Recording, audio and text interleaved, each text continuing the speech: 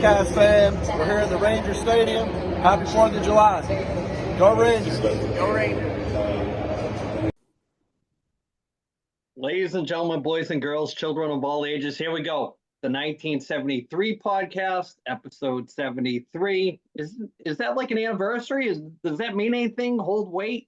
I don't know. What do you guys think? Does that hold any weight at all, Ed? What do you mean? What do you mean? We're all 50, and one of us is taking Alzheimer's medicine. Chris, you're already 50? I feel like it, sure. Okay. So big things, no Brad this week. We're recording on 4th of July weekend. It's the Phantom's birthday weekend, so we got to mention that right off the rip. It's just funny how the Phantom's birthday and episode 73, 1973, all kinds of, just kind of stuff going on. A lot of stuff. So speaking of Bradford, we're going to pose a toy question to the panel. No email this week. We want to know from growing up, and this is the lead-in for what Brad brought to the table this week. What is the greatest toy from our generation? From the year 1973 till now, what is your pick for the greatest toy of all time? I'm going to start with the birthday boy. The man that is still holding on at 50 by the fingernails. Very true. Your pick better not be my pick, because I'm going to be pissed. It better not be Fujimura. I'm going to be throwing out like 3 things. I'm turning this into a list. All right. So we should do top 3. Voltron is safe just for you. What's your pick?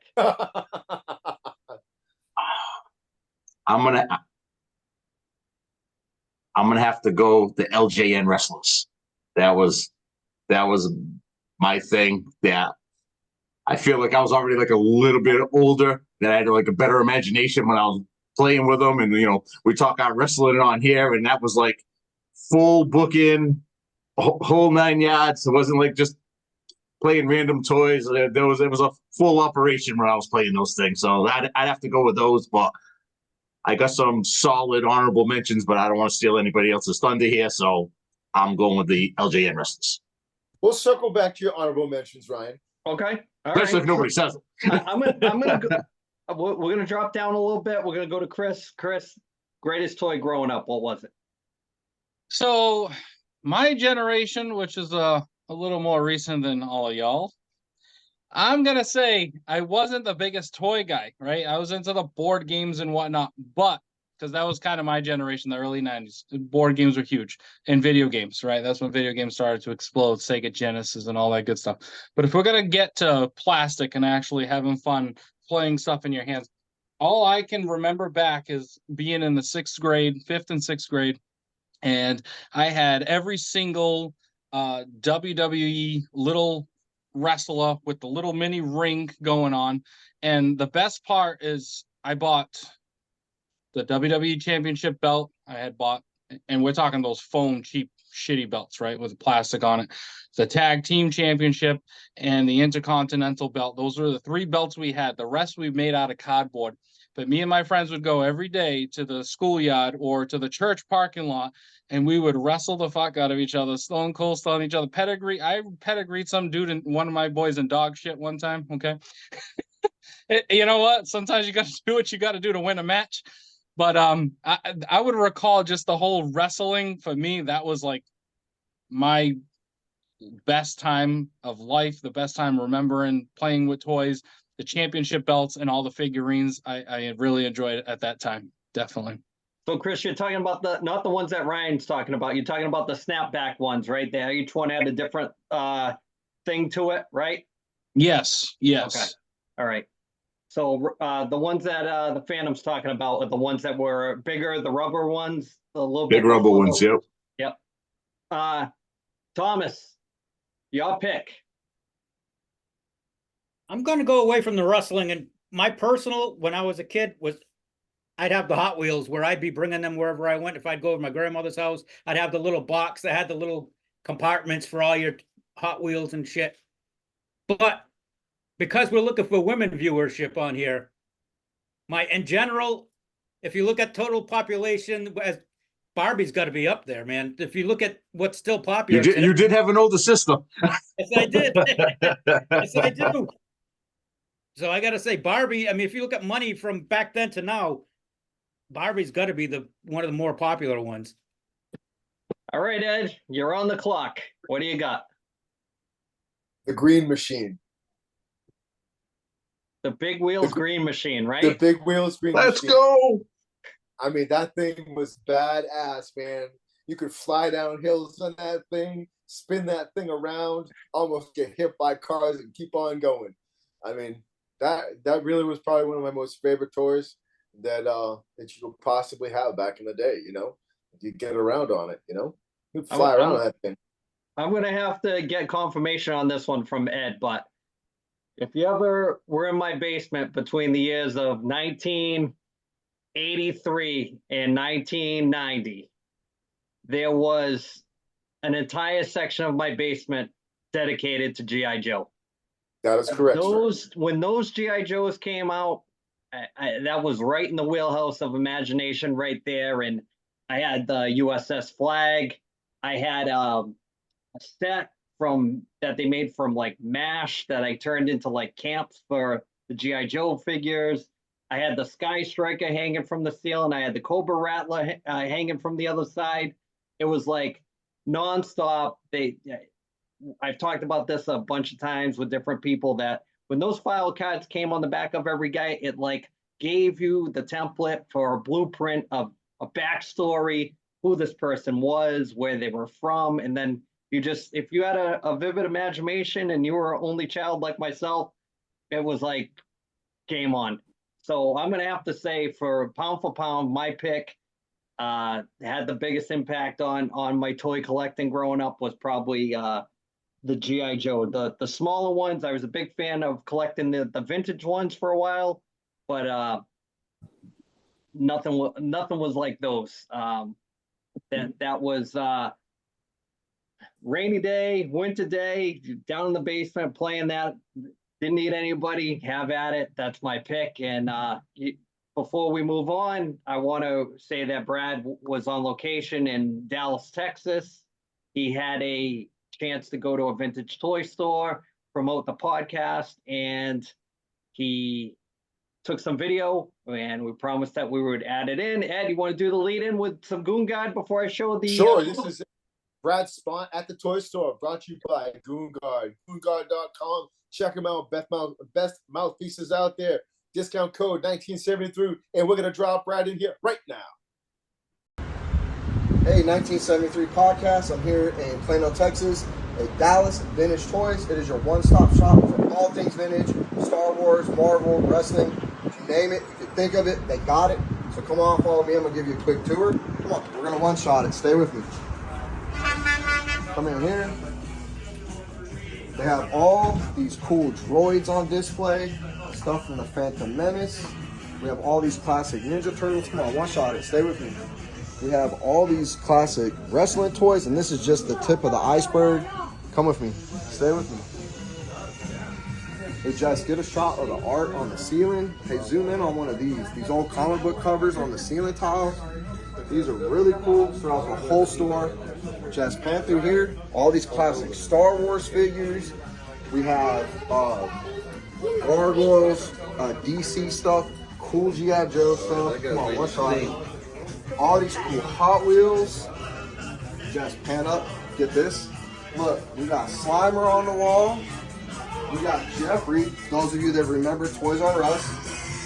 Castle Grayskull, as we come back into like the mecca of vintage toys. Over here you can see all these cool G.I. Joes. Had the mobile command center when I was a kid. Pretty cool to see that again. All these cool G.I. Joe vehicles. If you can think of a Star Wars figure, they got it. More Star Wars, come this way. These I'm really excited about. Andy, you probably remember these.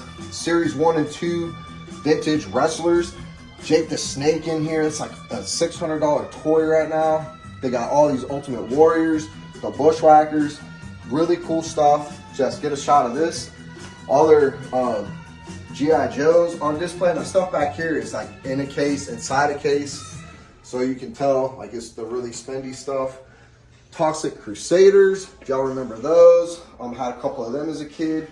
All these retro Ninja Turtles. Now, these aren't just like retro reprinted action figures. These are the originals from when I was a kid. I could just sit here for hours and go through this case. Like I had almost every one of these. Really sad I don't have them anymore. Got this Han Solo and Carbonite on display. That's really cool. Just come this way. Come on, we're gonna show them the whole store. Come on. More He-Man stuff on the wall. This stuff is really cool. And they're going through a bunch of stuff right now, so we're not gonna get in their way. But they got a ton of wrestlers on display in here. Come on, real quick. More Star Wars stuff. And here's just more displays, more Ninja Turtles, really cool stuff, more Star Wars. You guys can tell I'm reliving my childhood with the GI Joes right now. All really cool stuff. They even got some Captain Planet toys. All right, real quick, guys, come this way. More Star Wars, Power of the Force. Those were popular when I was a kid. We had them. Excuse me, guys. More AEW, more wrestling. Chris, they got the MJF. I know you're jealous. Really cool stuff, guys. Come this way. Barbies, show them the Barbies. I know there's some Barbie fans out there. All these retro Marvel figures, Spider-Man toys. I had these when I was a kid. And that's basically it, y'all. Get some more shots of this artwork. Really cool store, Dallas Vintage Toys. If you guys want to check them out, they have a Facebook. Kind to me. Look, they have a Facebook. They're on all social media platforms. Lucas wants to show y'all some Ninja Turtles real quick. That's the Eastman and Laird comic book version. Really cool set. Check them out, Dallas Vintage Toys. Check out the podcast. Let me know what you guys think. We're out. Stay dust. So I just want just a little quick review of what you saw from the video. What'd you think, Ed? What'd you think of Brad's little video that he sent in? Man, I it's funny working with Brad for I think almost 2 years.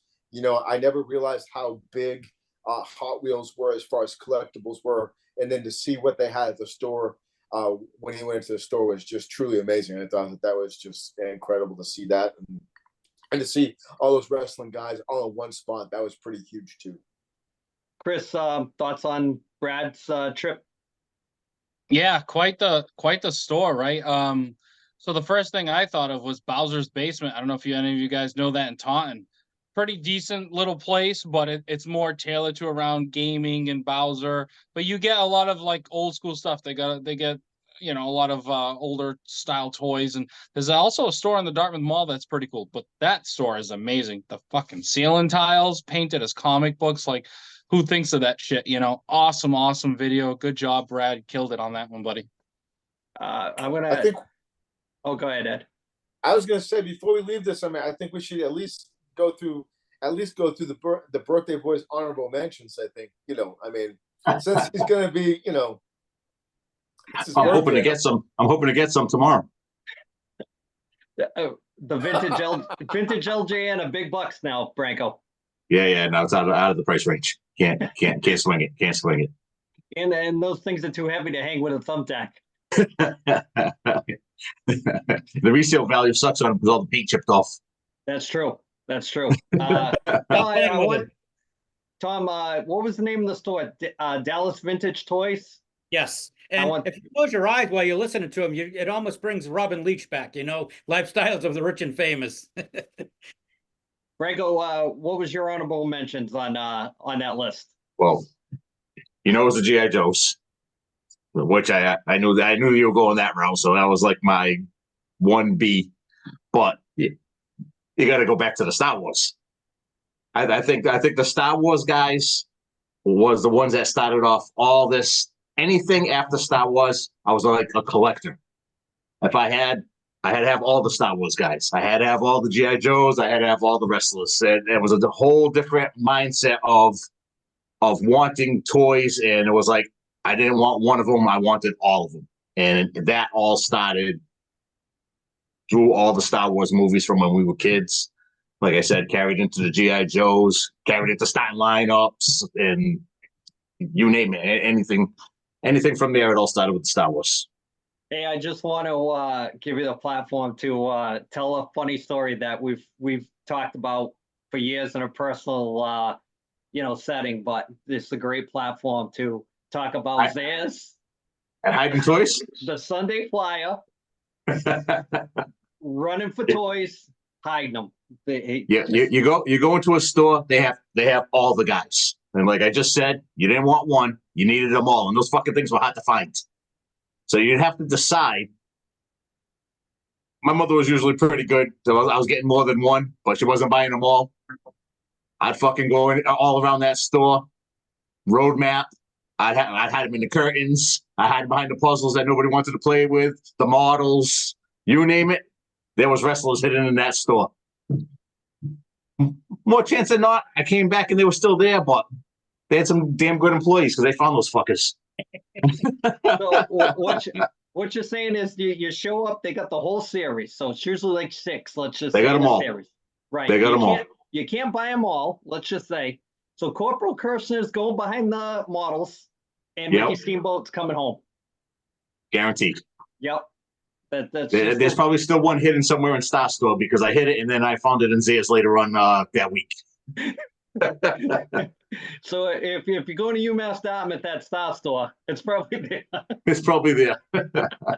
hit the peanut store with your grandmother and then swing over to Star Store and see if you can find it. All right, so let's move on, and we're gonna, speaking of wrestling, we're gonna talk.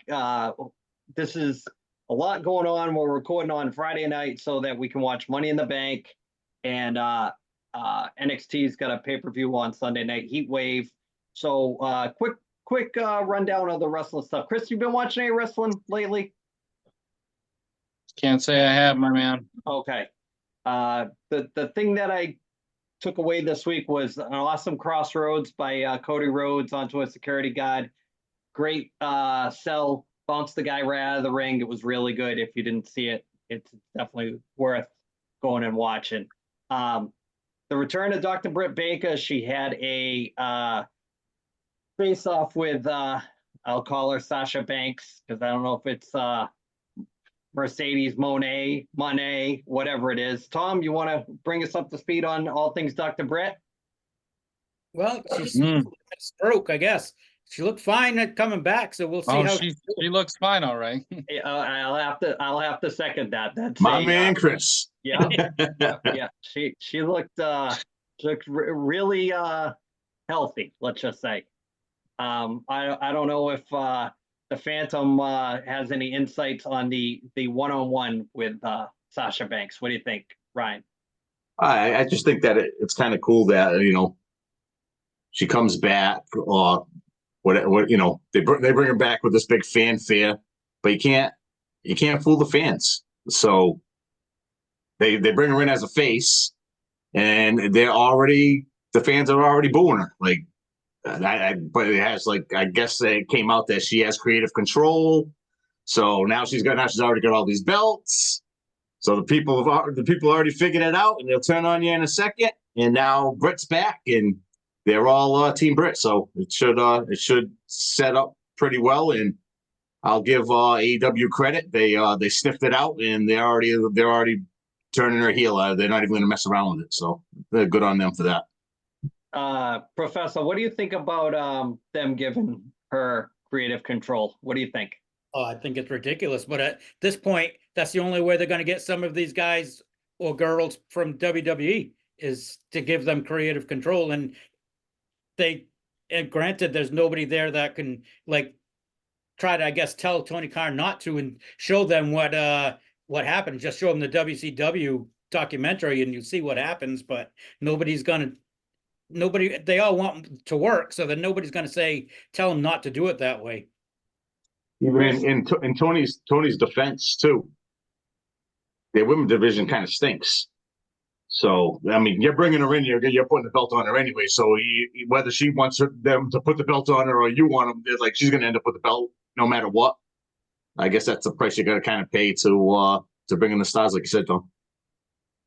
Chris, did you I know the last couple episodes you weren't able to make it, but did you finish watching the Who Killed WCW?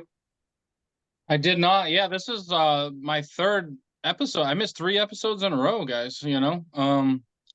Life's been a little crazy and whatnot with plans, and summertime is here, but no, I didn't even get to finish a lot of that. Yeah, we finished it last week, and I was going to throw it to you, and I wanted your opinion after it's all said and done. I want you to tell me who you think killed WCW. Really killed WCW? Yeah, All right. yeah. When we get around to that, Definitely. yeah. So I'm curious to see what kind of build they do with this weekend in Toronto. They're kind of setting the whole thing around. Maybe there'll be some surprises. Maybe something will go down.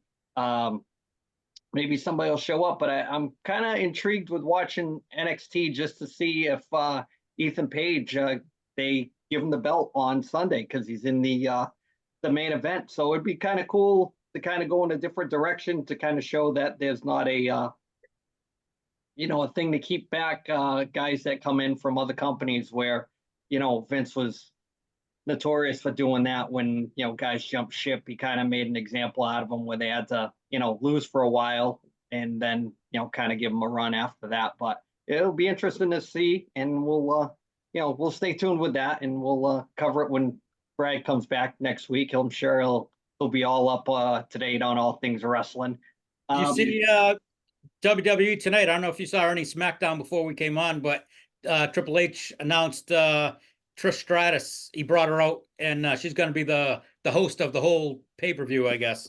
So okay. I don't know if she'll get involved at all, if at all, in this thing or not. But And you want to, Tommy, want to mention that thing you were talking about Dijak getting the axe for being a mole? yeah, they fired Donovan Dijak. Or they didn't fire him. They did not renew his contract. And he's been saying for like the last 3 weeks that they weren't. He knew that they had already told him that they weren't resigning him. Well, now it's coming out that they may have fired him or let him go because he was the leak to the dirt sheets with all of the spots and who was coming, who was going. So if that's true, maybe that'll stop some of them coming out. I don't think you're never going to stop everything because you're always going to have somebody that's there that's like a mid-carder or lower that thinks they should be higher and pissed off and that this is their payback and revenge is to leak stuff.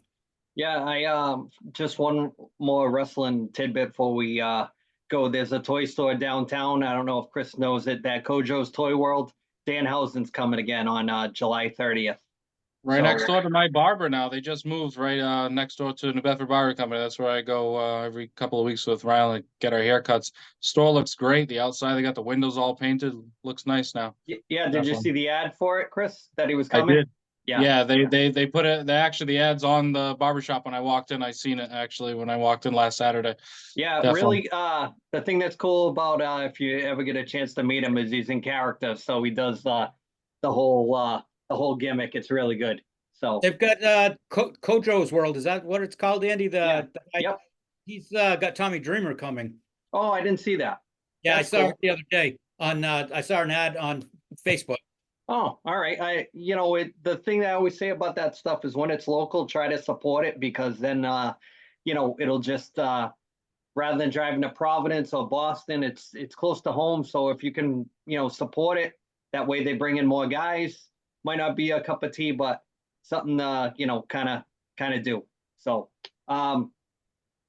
let's get ready to talk some sports and go into some hot dog eating contests with your shitty picks. Before I do that, let's just mention what you showed us online a little while ago about Kevin Sullivan. I guess he's very good. And they started a GoFundMe page. He's in pretty rough shape. I don't know if you clicked on the GoFundMe thing or not, but I guess he had an accident sometime in May and he's in really bad shape. He's ended up, I guess he's got insurance, but it's been so long that it's not covering anything anymore. So looking for money. And you talk about the wrestling world banding together. If you look at some of the names that have donated, I mean, as much as people get on Jim Cornette and his wife are the top donor right now. I'm not going to say what he donated, but it was in the thousands. Cody Rhodes has donated. Dutch Mantel, who I think started the GoFundMe page, him and Kevin Sullivan's wife. But I guess prayers got to go out to Kevin Sullivan because he's in pretty rough shape. Yeah, and I kind of hope that he would already have been in the Hall of Fame for WWE. They have a bad habit of putting guys in after they pass, and it's just not the same when you get a family member up there accepting for them rather than said person. And after some of the people that they've let go in the Hall of Fame, we should have went in a long time ago. Even as a creative mind that he had, like I said, that gimmick that he did, not the Taskmaster one, but the one in the early '80s, that was a game changer for me watching wrestling at the time. So, Tom, time to do your thing. Let's talk some right. picks. Tom's Shitty Picks is brought to you by Brock Street Brewing Company, located at 244 Brock Street South in Whitby, Ontario. Everything they brew is in-house, including their beers, seltzers, vodka sodas, and their hard iced teas. So if you're in the Whitby area, check them out and tell them the 1973 podcast sent you. Now, my pick this week, this from 2 days ago, I got to say I'm a little disappointed with our masshole, Jeffrey Esper. He talked a good game, said he was going to dominate, and he was going to eat 50. He said if he could eat 51, he'd win. Well, he ate 52 and he lost by 5. So somebody's got to step up their game, do a little more training, I guess. But I got beat by a guy from Chicago, so that pick in honor of him, I'm pretty sure he's probably shitting quite a bit right now. So my shitty pick of the week. There you go. But this coming week, Is there any truth? Is there any truth to the rumor that his training got screwed up because he was eating lobster rolls with Chris? That's a possibility. They are some damn good lobster rolls. So. I'm going lobster rolls over hot dogs every time. Just saying. Not even Coney Island. Can't fault you on that one, Ryan. Whew. Nope, not going over there, Andy. I don't want no secret sauce on the dogs. I will say the best hot dogs I ever had. I think I was in the 7th grade. Andy, your dad took us to that place in Fall River. Don't go over there in Fall River. Nope. George's dirty dogs and the dirty rib. Yeah, dude. He opens up the tin and all the fucking flies fly out of there. I'm like, I'm good. I'll have a bag of Doritos. Thank you. George's king of hot dogs. Fall River, Mass. Fire it up. Let's go. Go ahead, Tom. My shitty pick for this week, I'm going back to baseball. I'm going to go with Logan Gilbert, starting pitcher for the Seattle Mariners. He's got 2 starts next week against San Diego and the Angels. He's averaging 6 Ks a game in his last 5 starts, and he's only given up 4 runs twice in 15 starts. Now, his biggest problem this year is run support. The Seattle offense is terrible. So as well as he's doing stat-wise, he's got 5 wins. He probably should have 9 or 10. But the San Diego offense is kind of beat up right now, and the Angels are the Angels. So I think he's going to come away with 2 wins and probably 15 to 20 points total. So that's my pick. All right, so let's talk some hockey. Let's talk a little bit of free agent frenzy. Let's talk about a little bit of disappointment. Let's talk about the man that has the only Bruins jersey on this podcast. Chris, what the hell were your Bruins doing during these last couple weeks? Nothing but good stuff, okay? We finally found a first-line centerman, which is, something that we've needed for a long time. Although Lindholm has had a couple of shitty seasons, he had 40 goals 2 years ago, okay? So let's see what he can do, all right? We're going to need him to step up, and with Pastrnak and Zacha, I mean, I can't see that being a problem there. So I think we're going to have a stellar first line. And you got to love Zadorov, that defenseman. Yeah, he's probably going to be paired on our third defensive pairing, but I'll take that all day because we were already scary defensively as far as the Bruins go. I think we're very strong defensively, so that's just going to add to it. And so, quick question: how are you scary when you lose to the Panthers? Everybody lost to the Panthers. Thank you. Good answer, sir. Good answer from a I was not wise man. No, but listen, my true winner from this whole free agency, man, I want to go with the Predators. They did some serious moves with. I know Stamkos up there in age, but Marchessault, amazing sign. Brad Slays, whatever. I know it's not Skidget. Brady Shea. Yeah, Shea. Okay. And then they locked up Yaros. I think Saros. I think he is one of the better goaltenders in the league. I just think the Predators are weak defensively, but they made some huge moves. They are my number one pick for NHL free agency anyway. Thomas, you want to talk about goaltending? Bruins goaltending. I hated the trade. I'll be honest with you. They did. To me, it made no sense for what they got back in return. I was going to wait to see what they got with the pick, and I didn't like the pick, but that draft was so thin after like the 14th pick. It was like all crapshoot. So to me, I think they should have tried to get a little bit more, but they gave him away for nothing, and you can't really say they were doing it to free up money because Korpisalo is only making, I think, $1 million less than Allmark is after they say. I think they had to keep they had to take to pay $1 million of it. I think Otto was going to pay $1 million of his salary, so it's still $1 or $2 million less. So I mean, to me, just didn't make any sense. Phantom, thoughts on the whole draft this year? We'll go to your area of expertise. You said That was pretty good. Yeah. I mean, I was kind of hoping that my Hawks would get that number one pick. Macklin Celebrini looks like he's a stud. He watched a lot of his games for BU, so he's the real deal. So that they made out all right. I was hoping that the Blackhawks were gonna take that Russian kid, slip to 5, so the Habs got him. But I'm not disappointed with Leshevnov. He's supposed to be really, really good defenseman. So you kind of you don't want the meat and potatoes, you want the dessert. So we'll have to wait and see over time to see how it ends up working out. Then I guess like the big thing of the draft was that Eisenman kid that was like before when they were doing like the pre-rankings and all that, it was like number 2. And more recently, I guess he's like a one-way player, so he just scores goals. Like, who doesn't need that? Well, he ended up Blackhawks for me. They picked again at 19. He's still there, and they didn't take him after he slipped all that way, and the Islanders ended up getting him at 20. So going forward, it'll always be a guy that I kind of will pay attention to. But I thought draft was good. I thought they did the draft in that Vegas Sphere. that dome, or what's it called? Sphere. Yeah, yes. Yeah, that was fantastic. Usually, if you watch their award show, it's fucking garbage. They hit a home run with that draft. They should do it there every year. It was. I thought they did a great. It was actually a good show to watch as far as just being a fan and watching the show. So that's pretty good. I think this is the last year they're actually doing it with everyone in person. I think starting next year. Yeah. They said they were going to start doing it. Over the phone or whatever. Yep. I don't know. I think not just bad as like the NFL draft where they show all the guys that are about to get drafted and they all got cell phones and it's like they show them 5 minutes before they announce the pick and they're on the telephone, so you already know they're going to get picked. So it's usually the NFL shits on the NHL how they go about things, but I prefer watching the NHL draft, to be honest, over the NFL draft. I have a question for Ed. Did he scour the state of Florida for all of his Florida Panthers Stanley Cup merchandise? Man, let me tell you, it's very thin. It's very thin here in the old Panhandle. It's surprising. Didn't see very much. Saw a couple license plates.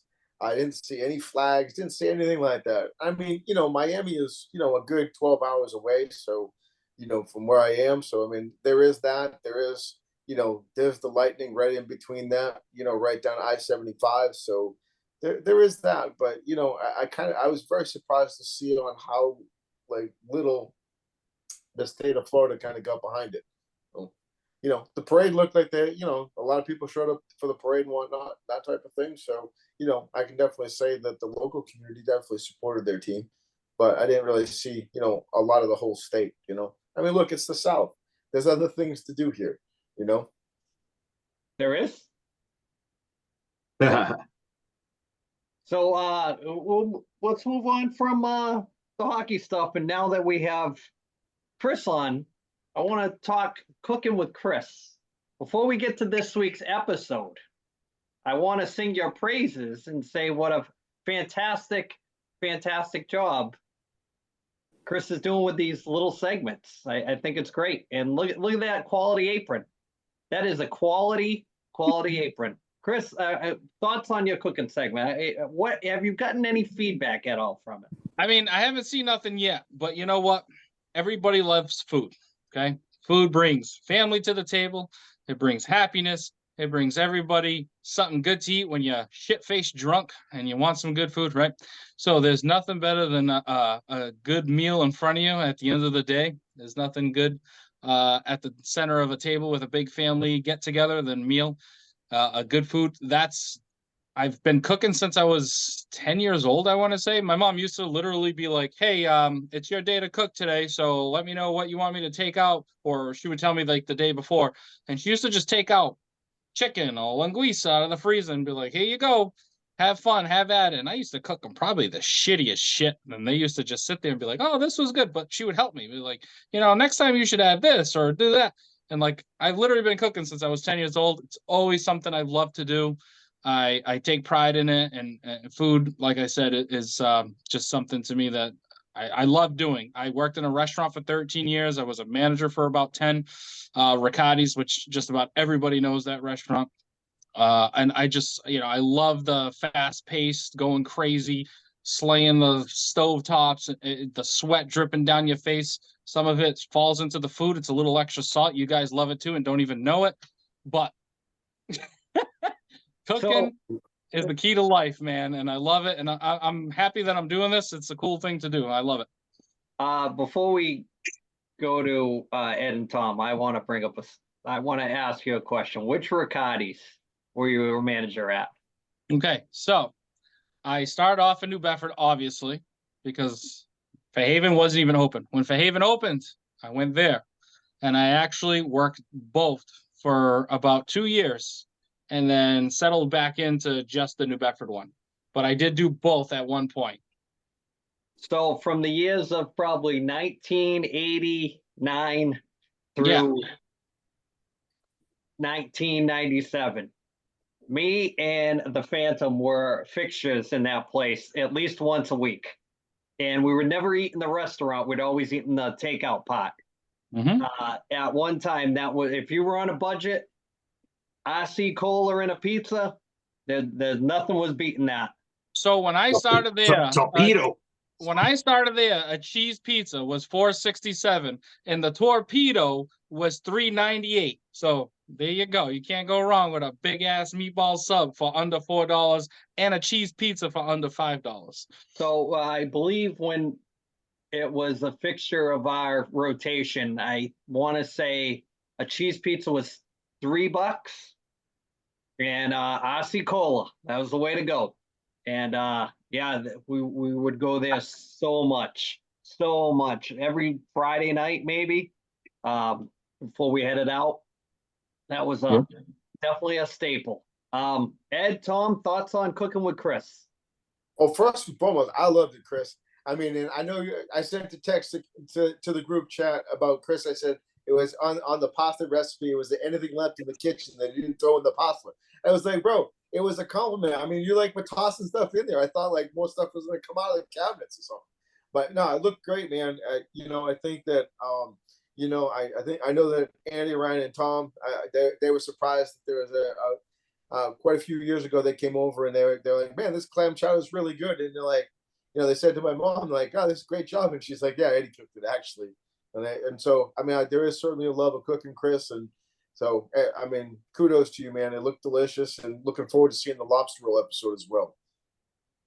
So it'll be episode 3 of Cooking with Chris this week. I'm not going to say what it is, but Tom, I'm going to let you do the lead in so I can drop it in. Alrighty. Cooking with Chris is brought to you by the book Loving Elliot, a fitting tribute to undying love, written by our own Andy Clark. It's available on Amazon.com.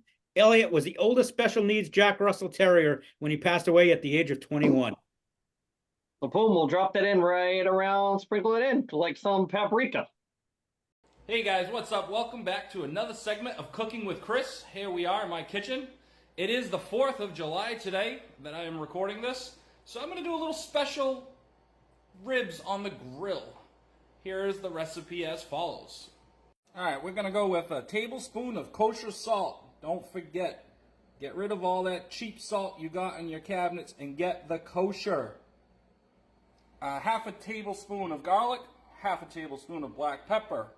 This stuff For y'all Portuguese out there, okay? I come from a Portuguese family, live in a Portuguese household.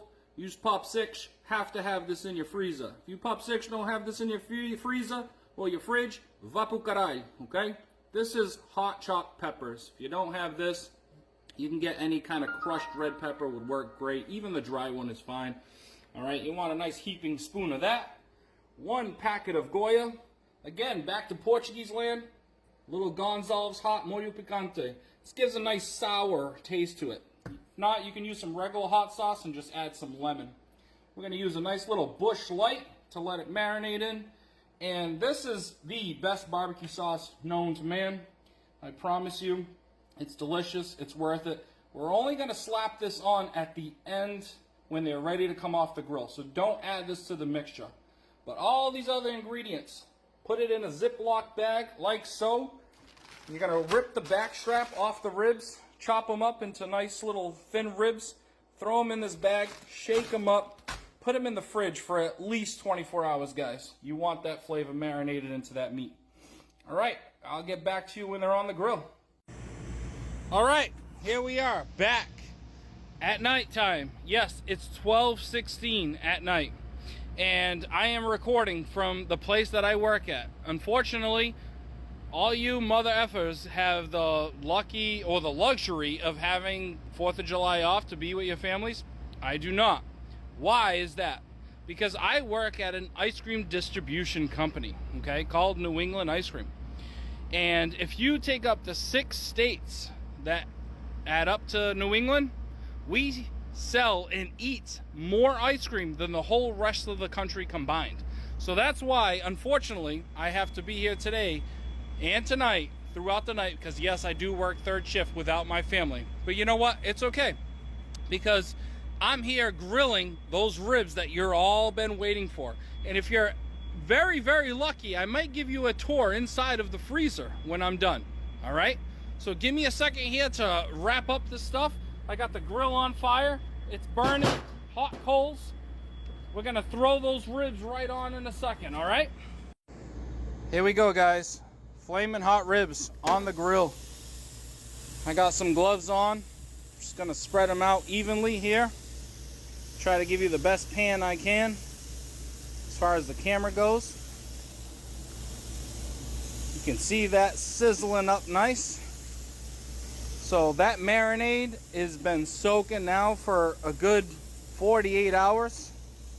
That's how I like it. The longer you have the marinade for, the better, believe me. The more tastier those ribs are going to be. We have plenty of sauce left on that bag. I might brush it in as it cooks, but I'm going to let this go for now. I'm going to lower it so that it can kind of smoke itself and cook very slowly, because we want those ribs like melting off the bone, of course. All right, this is the sneak peek I wanted to give you all. This is me on a double runner. This bad boy picks up pallets and runs them right into the trucks. And this is all our ice cream. As you can see, Ben & Jerry's up the wazoo. Haagen-Dazs everywhere. This is our BJ size freezer. Excuse me while I take a sharp turn. And then when you come down this aisle, ready? It gets even better. This is anything that goes in your ice cream trucks.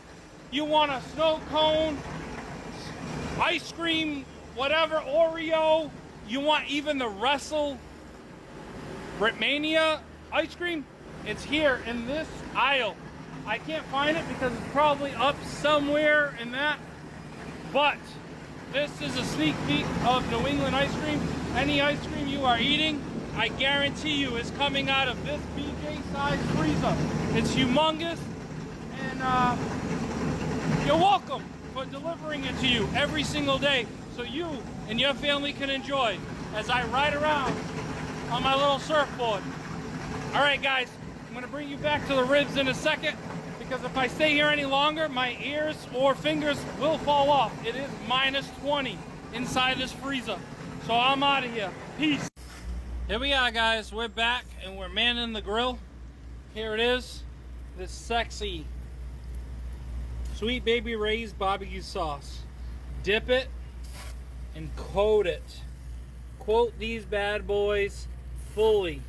Make sure they are completely submersed in barbecue sauce. I hope you can see that. I'm gonna keep lathering it on here for a little bit. And I'm telling you right now, these things are gonna be so juicy and delicious. I can't wait to try them. All right, the moment you all been waiting for.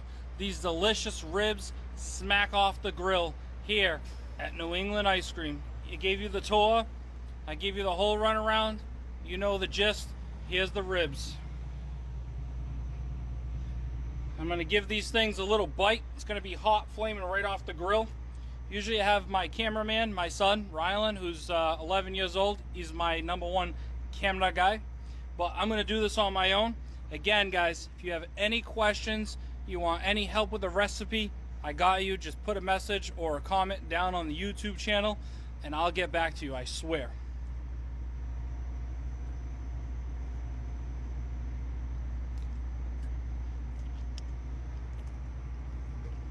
I wish you could taste this right now.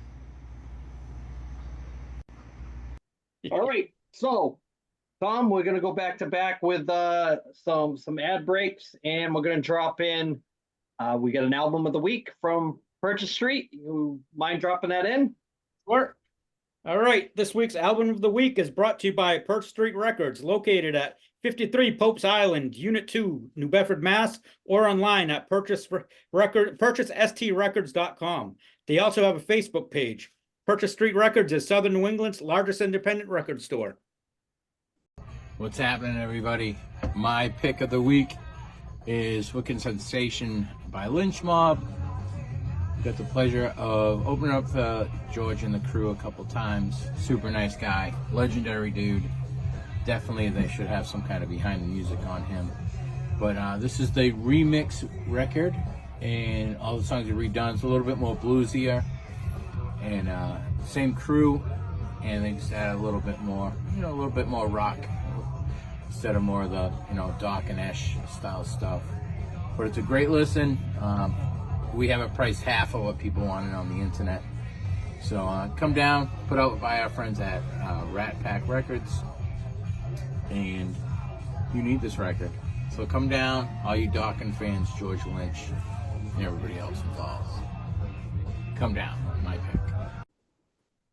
All right, so let's wind this episode down. It's kind of a light one. Got stuff to do.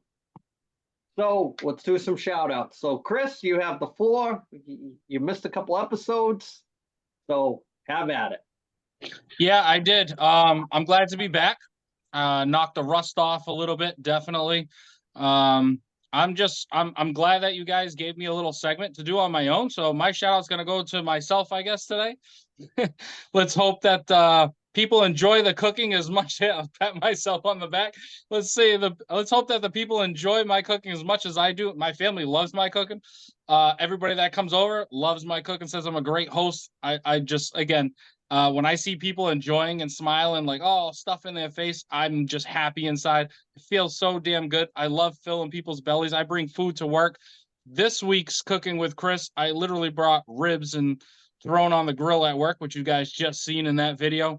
And again, everybody loved it, and I just have this sense of joy when people have a full belly and enjoy the food. So it's cool, man. All right, Professor, you're on the clock. Two things.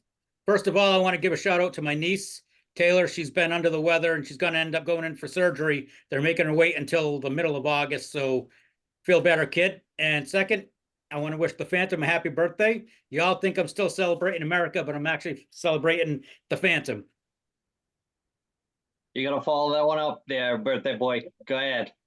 I'm gonna have to shout out all the boys and all the birthday love I've been getting. Been getting a good week's worth. Probably get a little bit more tomorrow, but I appreciate it. I guess as we get older, every birthday that you get is a gift, and I just want to say I appreciate all you guys and see you next year. All right, Ed, you got to follow that one. I mean, hey, Ryan, happy birthday, and just And you know, it's just good to see everybody here tonight. And you know, we're kind of flying a missing man formation for Brad. And you know, just you know, thanks, boys, for this. I look forward to this every week. So it's good to see everybody. Yeah, can't say it any better than that. I say it every week. It's like just the old hat getting together with everybody, and it's not like it was, but we try to make it like it was. So you know, we used to get together every 4th of July for like, well, I think it was over 20 years, and it was a thing. And then, you know, life gets in the way, and things happen, and expenses, and things get too expensive to do, and you got more leftovers than people showing up, and it's all you know, it's all good. But over the next couple of weeks, it's summertime. We're gonna try to get some different people on. We're working on some stuff with Ed, working on getting some familiar faces back for episode 75, and we'll see you again next week. So later on, people. Buy a damn apron.